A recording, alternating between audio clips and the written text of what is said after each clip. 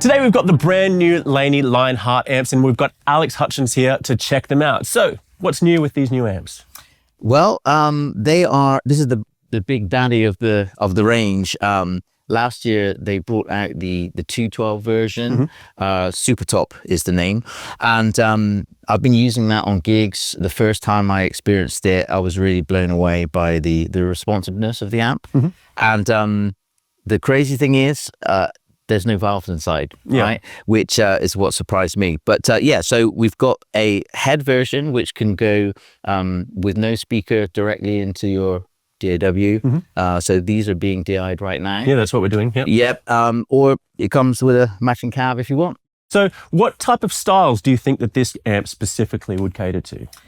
To me, I think it's what I would consider a very warm, clean tone, very organic tone. It's a dual channel amplifier, so of course you've got that overdriven kind of creamy bluesy tone. It's got a lovely boost. For me, that's kind of the secret sauce, if you will, and that just kind of pushes it and gives you that more responsive dynamic range. Yeah, but I felt when we put the boost on specifically, like I've had a bit of a time to play these, it really does kind of give you that kind of valvey kind of pushy sound that you wouldn't normally expect from this type of transistor type amp. Yeah, absolutely. And you know, over the years I've used the kind of valve version. You know, they've got like the L20 or those kind of models, and I think what they were really trying to achieve was to capture the kind of essence of those amps in something like this. And I think when you think about the benefits of an amp that doesn't have valves and stuff, they're a little bit more roadworthy. You know, you can throw them in the car and hopefully they're going to be bulletproof. You know? Don't have to have those spare, valves in your I mean, at the end of the day, when you think about valves, as beautiful as they are, we all love them. They are very old technology. So there was always going to be a point, I think, when they were going to be kind of replaced. I mean, they're not going to be replaced forever. Of course, we all love our valve amps. But to me, I just like the fact that they're not, so delicate. It gives you the opportunity to say, for instance, if you've got your valve amps, you can have them at home or in the studio and look after them, and then you can use these out on the road.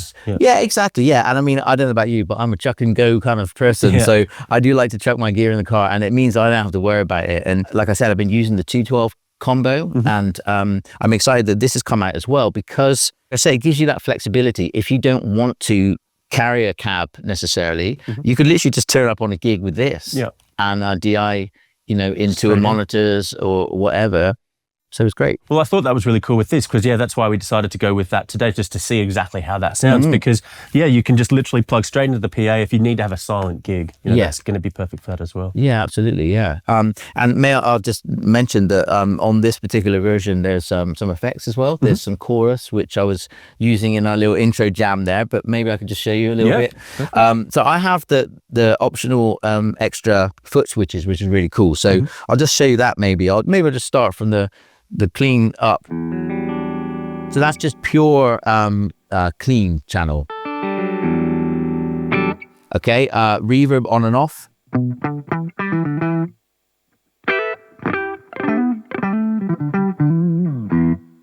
Very nice usable reverb. Then if I want to switch in the boost, let's say I'll do that first. Gives you that extra sense of dynamics,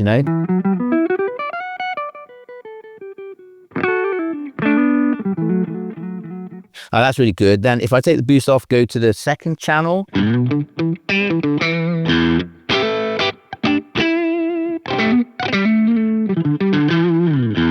Again, it's quite a biting,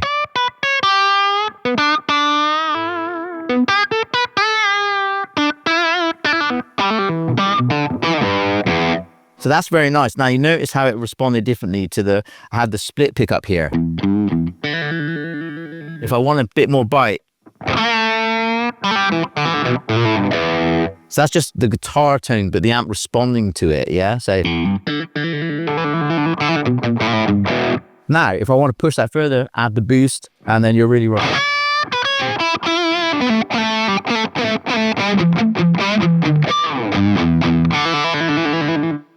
Now, to me, when you're doing that, I've got my multi-effects here, which I'm using as a 4-cable method. Now, I like to do that on gigs because I like to have a volume pedal. I like to have delays and stuff. So that kind of talks about the connectivity of the amp, you know, so there's effects loop on board giving you that option, which to me is really, really nice because, you know, growing up, I was traditionally like a clean amp guy with some pedals in front. And that's a brilliant way of doing things. But then I learned to appreciate, actually, through working with Laney back in the day, you know, the drive channel of an amp is kind of so hard to replicate, you know, the response that you get.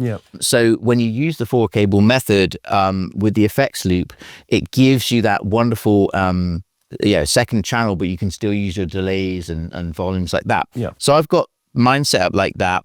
And so you can get the responsiveness by turning down the volume, of course, and see how that sounds.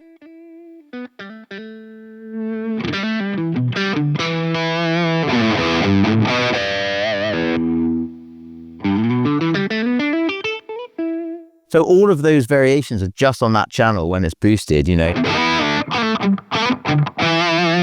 I just can't get over how, like in the room, how luscious it sounds. To me, if I was blindfolded, I would swear that is a valve amp. Absolutely. And in fact, I mean, if I may, you know, the very first time I heard this amp, I was doing a gig in Malaysia or something, and a guitarist called Jack Thamarat, a very popular Thai guitarist, plugged into the combo version, and I was way across the room and I was doing something and I heard the sound, and I literally turned and was like, what is that? It sounded like wicked. It sounded so good. And I went up and he said, I'm just plugged straight into the top of this. And I was just instantly intrigued. And to me, that's the best way, because I literally had no idea what it was. For all I knew, it could have been a £2,000 amp, right? And I was just like, whoa, and let me try that. And I had no concern for what it was other than I wanted to play it. So I plugged in, I was like, wow, I love this.